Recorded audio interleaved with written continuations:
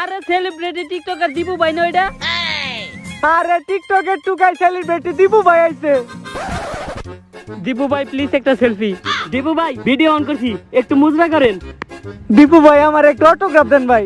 আরে অনেক মানুষ এই জায়গায়, সবাই সেলফি তুলতেছে, তুমি সেলফি তুলো। আরে দীপু ভাই এখানে অনেক মানুষ কই পেলেন, মাত্র তো 6 জন। আরে ভাই সবাই সেলফি তুলতেছে, তাই তুমি সেলফি তুলো। দীপু ভাই আপনি অটোগ্রাফি দিবেন, অটোগ্রাফ দিতে আপনার কি সমস্যা? আরে তুমি বুঝো না কে, আমি টিকটকার, টিকটকাররা মূর্খ, পড়ালেখা পারে না। কি ভাই মারলেন কে আমারে? আবার কথা কর ভাই মারেন কে আমারে? আবার কথা কর। আমার মারেন কে? আমি কি করছি? আমারে মারেন কে? আব্বা, সকাল কয়টা বাজে? ঘুম থেকে কি উঠবো তোর বাপে?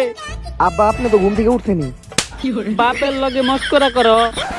আব্বা সকাল সকাল একটা স্বপ্ন দেখতেছিলাম, কত সুন্দর স্বপ্ন, যে আমি টিকটকে অনেক বড় সেলিব্রিটি হয়ে গেছি। তারপর আমি দিয়াবাড়ি গেছি, আমারে দেখতে অনেক ফ্যান আইছে।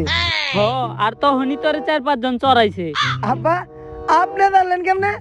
এই একটু আগে খবরে দেখলাম যে দিয়াবাড়ি যে এক সেলিব্রিটি টিকটকার, দেখতে চুরের মতো, নাম দিছে প্রিন্স।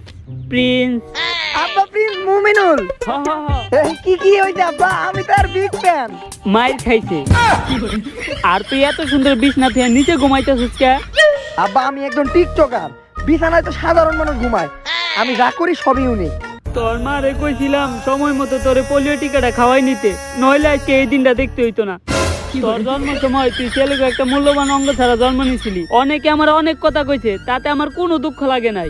যতটা দুঃখ লাগে তুই বড় হওয়ার পরে এই টিকটক করাতে। আব্বা এরকম অপমান করে কথা কওয়া ঠিক না, টিকটকার গো একটা ভবিষ্যৎ আছে। তুই আমার এই হাতের সিপাই টাকা। কই আব্বা কিছুই তো দেখা যায় না।